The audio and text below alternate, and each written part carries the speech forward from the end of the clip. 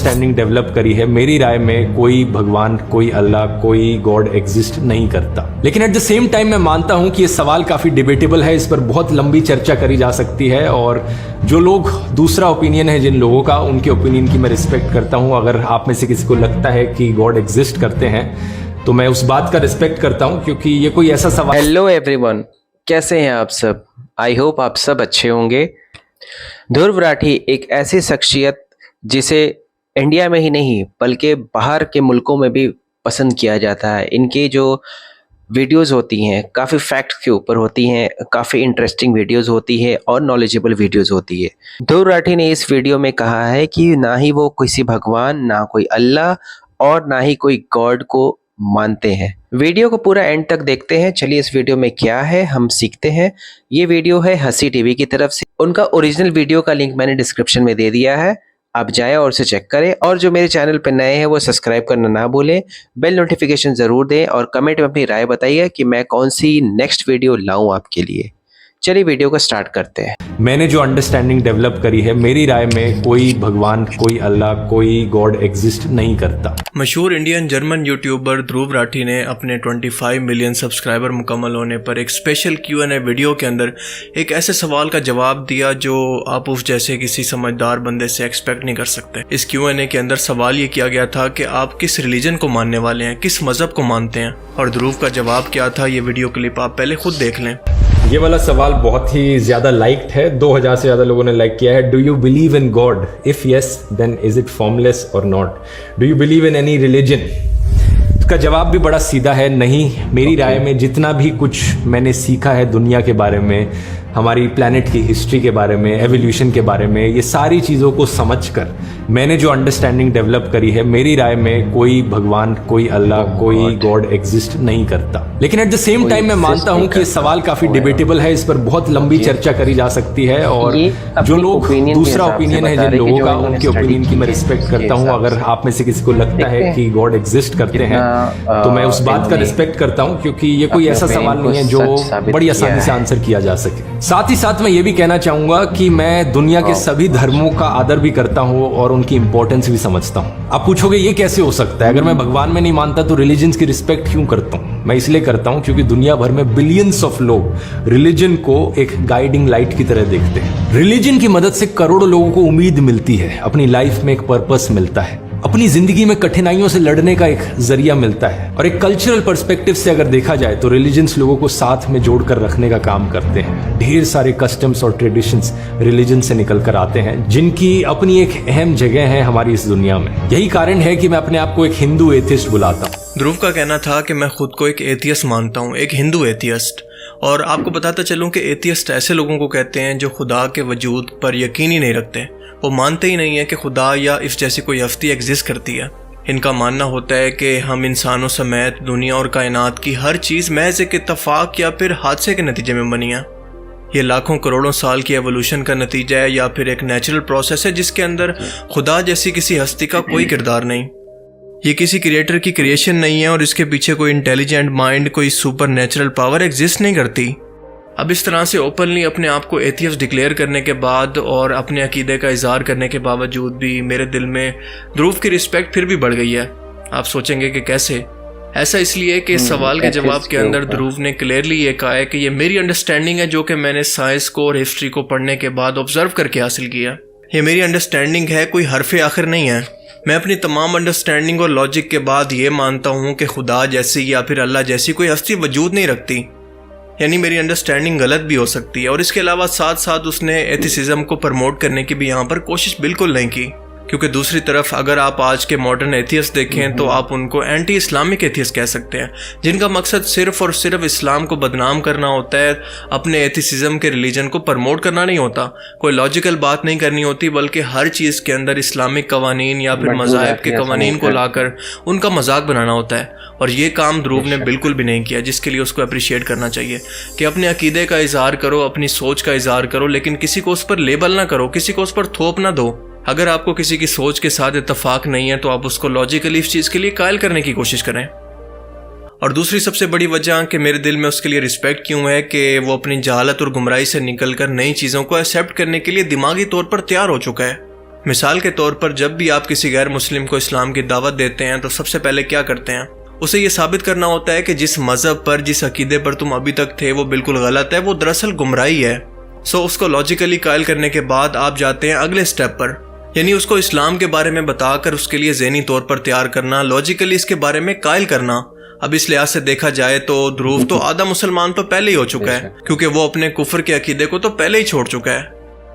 देखें, ये ज़रूरी नहीं है कि अगर कोई शख्स समझदार है, रिसर्चर है और उसके पास दुनिया जहान का बहुत सारा नॉलेज है तो दुनिया की हर फील्ड के अंदर वो एक्सपर्ट भी हो। कोई ना कोई दुनिया की फील्ड ऐसी हो सकती है जिसके अंदर वो शख्स कमज़ोर हो सकता है, उस पर उसकी ग्रिप नहीं हो सकती, उस फील्ड के बारे में उस शख्स ने ज़्यादा पढ़ा नहीं होता, उसके बारे में ज़्यादा रिसर्च नहीं की होती। और ध्रुव का मामला भी रिलीजन के मामले में बिल्कुल ऐसा ही है, यानी कंपैरेटिव रिलीजन की स्टडी, यानी दुनिया के तमाम मज़ाहिब को एक साथ पढ़ने के बाद कंपैरेटिवली उससे कोई नतीजा निकालना।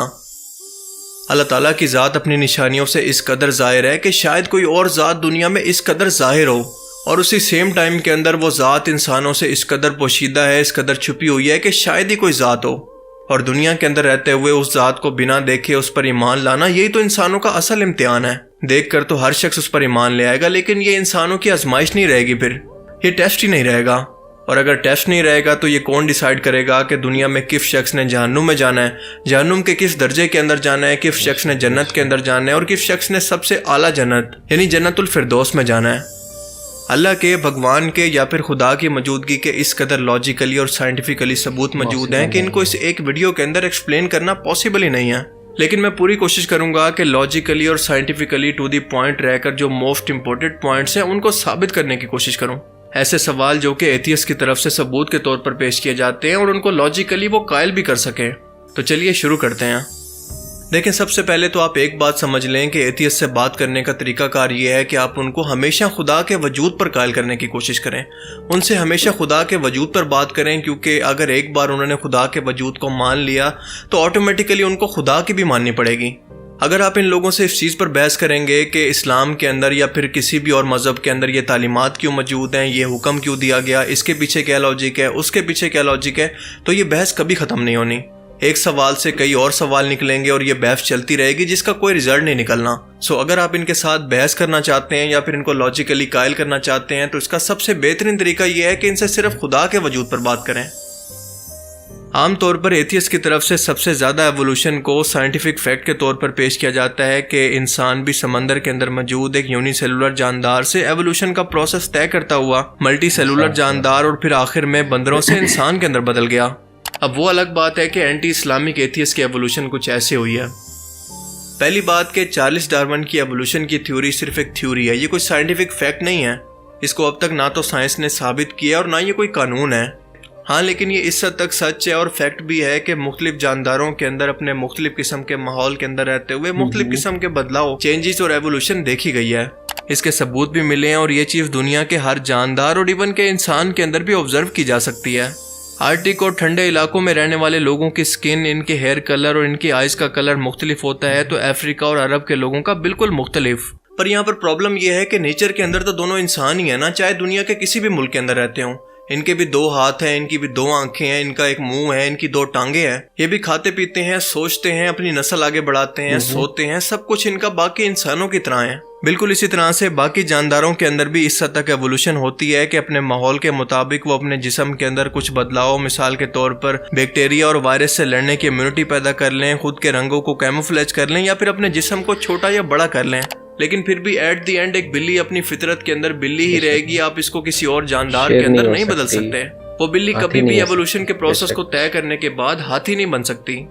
टाइम टू टाइम इंसानों की जिसामत, इनकी रंगत और इनके मुख्तलिफ किस्म की इम्यूनिटी से लड़ने की सलाहियत को तो डार्विन भी खुद कहता है कि नेचुरल सिलेक्शन है, यानी थोड़े बहुत बदलाव जो कि कोई भी जानदार अपने जिस्म के अंदर कर सकता है, लेकिन कभी भी इतने बड़े बदलाव नहीं कर सकता कि एक नए जानदार के अंदर ही बदल जाए। और ये बदलाव इस कदर ज्यादा हो जाए कि इंसान जैसी कॉम्प्लेक्स और कॉम्प्लिकेटेड क्रिएशन को पैदा कर दे। ये बिल्कुल नामुमकिन है उस वक्त तक जब तक इसके पीछे कोई इंटेलिजेंट माइंड या फिर क्रिएटर मौजूद ना हो। उल्टा इंसानों के अंदर इस तरह की एवोल्यूशन के वो हर तरह की बीमारियों से लड़ने के लिए अपने जिस्म के अंदर इम्यूनिटी पैदा कर लेते हैं और हर तरह के माहौल के अंदर, चाहे ठंडा हो, गर्म हो या फिर किसी भी तरह का माहौल हो, वहां पर सरवाइव कर सकते हैं। इनफैक्ट इंसानी जिस्म के अंदर इस तरह की एवोल्यूशन का मौजूद होना उस इंजीनियर की, उस ज़हीन दिमाग की मौजूदगी का सबूत है। अगर सब कुछ साइंस पर छोड़ दिया जाए तो आपको ये बताता चलूं कि आज की मॉडर्न साइंस ये भी नहीं बता पाती कि वो पहला सेल जो कि समंदर के अंदर मौजूद था यानी यूनिसेलुलर जानदार, उसको इस कदर एनर्जी और साजगार माहौल किसने दिया कि वो यूनिसेलुलर होकर मल्टी सेलुलर जानदार के अंदर बदला और एवोल्यूशन का प्रोसेस तय करता हुआ बंदर बना और इसके बाद साइंस की थ्योरी के मुताबिक वो इंसान बना। इस यूनिसेलुलर जानदार के बारे में साइंस को अभी तक कुछ नहीं पता कि वो कहाँ से आया। तो सवाल यह है कि एवोल्यूशन की थ्योरी फिर किस बेस पर टिकी हुई है। इंसानी तारीख या फिर रिटन हिस्ट्री जो कि अब तक हम इंसानों के पास मौजूद है वो है 10,000 साल की। तो मेरा सवाल यह है कि क्या 10,000 साल के अंदर इंसान खुद को एवोल्यूशन के जरिए इतना भी नहीं बदल पाया कि किसी और मखलूक के अंदर कम से कम ना बदलता तो कोई नया ऑर्गन तो उगा लेता। आज के टाइम में आर्कियोलॉजिस्ट और रिसर्चर लूसी नाम की या फिर होमो इरेक्टस नाम के फॉसिल्स को ये कहकर पेश करते हैं कि ये इंसानों के आबा व अजदाद थे। उनके ढांचों को और उनके फॉसिल्स को एवोल्यूशन के सबूत के तौर पर पेश करते हैं, लेकिन इस बात का सबूत नहीं दे सकते कि ये इंसानों के कोई रिश्तेदार थे या फिर वाकई नेचर के अंदर कोई इंसान थे जो कि कई मिलियन साल पुराने हैं और इंसानी एवोल्यूशन को साबित करते हैं। अब इस तरह के कॉन्सेप्ट का मकसद दुनिया के अंदर मौजूद तमाम मजहबों की बुनियाद यानी इंसानी तख्लीक के कॉन्सेप्ट को ख़त्म करना है कि इंसान जैसी ज़हीन और कॉम्प्लेक्स मखलूक को किसी अल्लाह, किसी भगवान या खुदा जैसी ज़ात ने खुद बनाया और इसे दुनिया के अंदर इम्तिहान के लिए भेजा है। क्योंकि एक बार आप ज़रा सोच कर देखें कि अगर लोगों के ज़हनों के अंदर ये कॉन्सेप्ट डाल दिया गया कि इंसान तो दरअसल एक नेचुरल प्रोसेस से खुद ब खुद तख्लीक हो गया, तो लोगों का यकीन खुद ब खुद ही खुदा की ज़ात पर ख़त्म हो जाएगा। आप मेडिकली तौर पर एक बार खुद ज़रा इंसान के वजूद को देखें, इसका एक एक जो फंक्शन है काम करने का वो अपने अंदर एक अलग अलग पूरी दुनिया रखता है। और इस टॉपिक पर घंटों बात की जा सकती है क्योंकि इंसान अल्लाह ताला की क्रिएशन का क्लाइमेक्स है, क्योंकि इंसान से बढ़कर कोई कॉम्प्लेक्स तरीन और ज़हीन तरीन मखलूक इस पूरी दुनिया के अंदर और कोई मौजूद ही नहीं है। इसके जिस्म के अंदर वो खुदकार निज़ाम मौजूद है जो कि इसके बस में भी नहीं है, लेकिन दिन रात इसके लिए काम कर रहा है। दिन रात इसका दिमाग, इसका दिल, इसके गुर्दे, इसका जिगर, फेफड़े, मैदा, खून, आंतें, हड्डियां, वेंस, न्यूरोलॉजिकल सिस्टम, इसकी आंखें। अब आप जरा सोच कर बताएं कि इतना कॉम्प्लेक्स तरीन निज़ाम जो कि खुदकार तरीके से चल रहा है, भला किसी दिमाग के बगैर ये बनना मुमकिन है?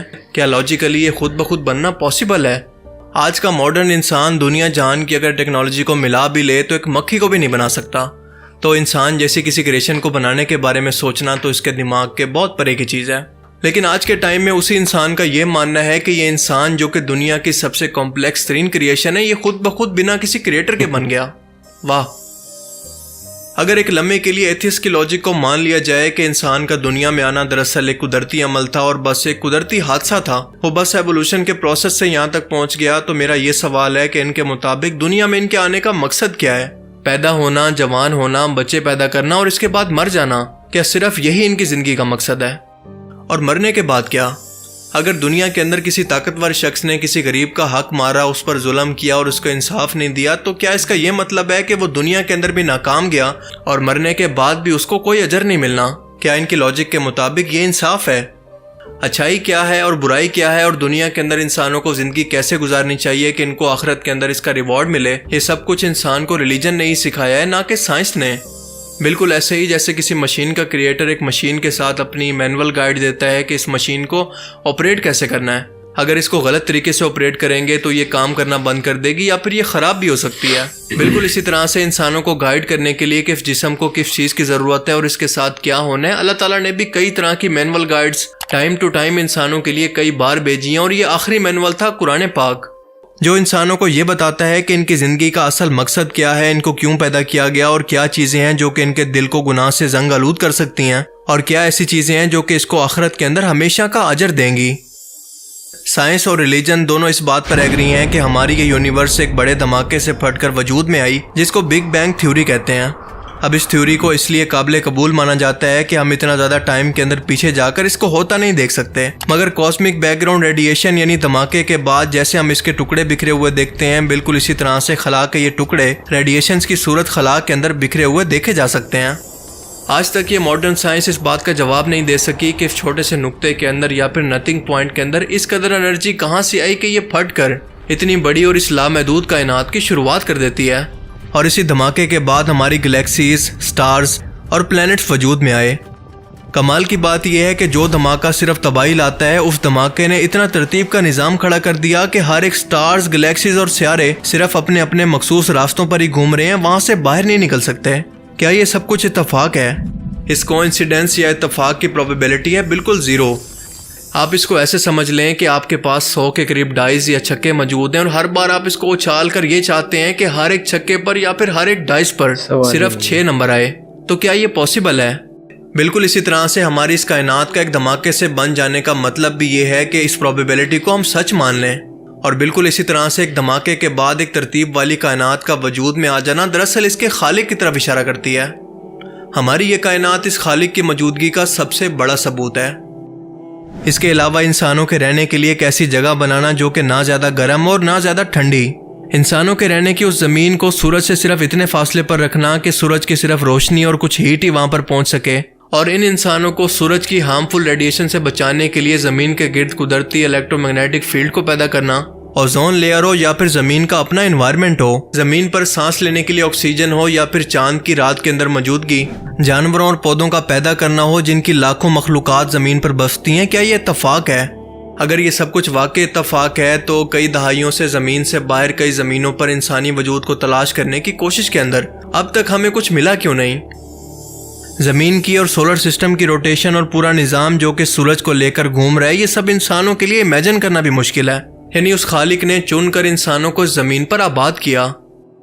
अफसोस का मकाम यह है कि बरसगीर पाको हिंद के अंदर जिस तरह से इस्लाम का मफशुदा चेहरा दरबारों की सूरत में और पीरी मुरीदी की सूरत में गैर मुस्लिमों के सामने पेश किया गया, शायद ही कोई गैर मुस्लिम हो जो कि इस तरह के इस्लाम को स्टडी भी करना चाहे या फिर इससे मुतासिर भी हो सके, क्योंकि गैर मुस्लिम इस तरह की रस्मों को देखकर इसको बाकायदा इस्लाम का हिस्सा समझ लेते हैं। वो इस्लाम को समझने की कोशिश ही नहीं करते। इसलिए ध्रुव राठी से इतना कहना चाहूँगा कि सबसे पहले कंपैरेटिव रिलीजन की स्टडी करें और इसके बाद जब कोई नतीजा निकाल लें तो उसके बाद इस्लाम को स्टडी करें। इस्लाम को समझने के लिए इसकी तालीमात को यानी कुरान को देखें, ना कि किसी मुसलमान को। वैसे तो इस टॉपिक पर घंटों में दलाइल के साथ बात कर सकता हूँ, लेकिन अपनी वीडियो का एंड में इस बात से करूँगा कि साइंस जिसको एथियस्ट अपना सबसे बड़ा भगवान मानते हैं, उस साइंस के मुताबिक ये एथियस्ट हमारी ज़मीन के 50% लैंड के बारे में नहीं जानते, हमारे समंदर के बारे में 5% से ज़्यादा नहीं जानते और हमारी स्पेस के बारे में तो 1% से भी ज़्यादा नहीं जानते। हाँ, लेकिन इनको एक बात कन्फर्म है कि खुदा मौजूद नहीं है। अब ऐसे लोगों की अकल पर मातम ना करें तो और क्या करें। खैर, मेरी दुआ है कि अगर अल्लाह ताला ने इनके नसीब के अंदर हिदायत लिखी है तो इनका दिल इसकी तरफ मोड़ दे। हम तो इनके लिए बस दुआ ही कर सकते हैं, क्योंकि हिदायत तो सिर्फ अल्लाह ताला की तरफ से मिलती है और इंसान तो सिर्फ वसीला ही बनते हैं। अल्लाह ताला से दुआ है कि वो हमें समझने की और नेक अमल करने की तौफीक अता फरमाए। आमीन। बाकी कमेंट सेक्शन में ज़रूर बताइएगा आप क्या सोचते हैं इस बारे में गाइस। और सबसे अच्छी चीज़ इन्होंने दलील बताई है CCTV की तरफ से कि एथिस्ट जो होते हैं वो लिटरली 50% नॉलेज रखते हैं। उन्हें वो चीज़ के बारे में पता भी नहीं है कि क्या क्या चीज़ें हैं, एग्जिस्ट क्या करती है, क्या क्या चीज़ें है नहीं, उसके बारे में ये दलील करते हैं, बट फैक्ट नहीं जानते। फैक्ट की गहराई तक जाना चाहिए।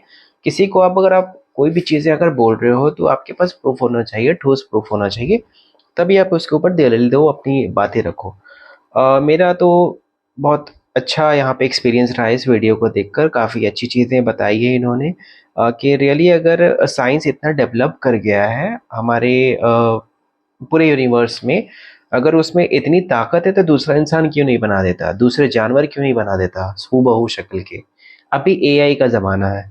आपने इलॉन मस्क का अभी रिसेंटली वीडियो देखा होगा जो कि बहुत ही ज़्यादा माइंड एकदम नासा को जो था वो रॉकेट उड़ के जाता था बट वो वापस नहीं आता था, राइट। तो अभी उन्होंने ऐसे टेक्निक नासा के साथ टाई अप करके उन्होंने बोले जब वो जा सकता तो वापस भी तो आ सकता है। उन्होंने वो चीज़ें करके दिखाया। ये चीज़ें जो होती है ना वो ठीक है, वो सारी चीज़ें आर्टिफिशियल इंटेलिजेंस के थ्रू होती है, बट हूबहू वो चीज़ें इंसान के अंदर वो इंसान डेवलप नहीं कर सकते। ये हमारे खालिक ही है जो बनाया है उन्होंने, और ये हमारा जो इंसान का बनना है, ये इस पूरे यूनिवर्स में हम आखिरी हैं। इसके बाद हमारे बाद कोई एवोल्यूशन नहीं होने वाला है। बहुत सारी चीज़ें जो हमें फेस करनी पड़ेगी। अगर हमारे अच्छे अमाल हैं, सारे कुछ जो हमने इस दुनिया में किए हैं वो सारे नेको अमाल हमारे काउंट होंगे। क्या क्या चीज़ें हमारी नेकियां, उसी के बदौलत आप जन्नतुल फिरदौस का मुकाम अता फरमाएंगे। और आप सबसे यही दरख्वास्त है कि जितना ज़्यादा हो सके, ख़ासकर मुसलमानों से, कि जितना ज़्यादा हो सके अपने लिए दुआ करें। जो चीज़ें आपने बुराइयां की है अब तक उसके लिए माफ़ी मांगे। और भटके हुए जो लोग हैं, जो जिना है, जिना की तरफ है, जुआ, शराब, नशा और जितनी तमाम हराम चीज़ें कर रहे हैं वो उस राह को छोड़कर इस्लाम जो यकीन हमारा इस्लाम है उसकी तरफ लौटें। मैं उन सबको नमाज की दावत दे रहा हूँ। आप पांचों वक्त की नमाजें पढ़ें, इंशाल्लाह सबके अंदर इम्प्रूवमेंट आएगी और सारे लोग जो भी चाहिएगा आप इंशाल्लाह आपको वो अल्लाह ताला अता फरमाएंगे। दुआ में ज़रूर याद रखिएगा। मिलता हूँ नेक्स्ट वीडियो में इंशाल्लाह। तब तक के लिए अस्सलामु अलैकुम।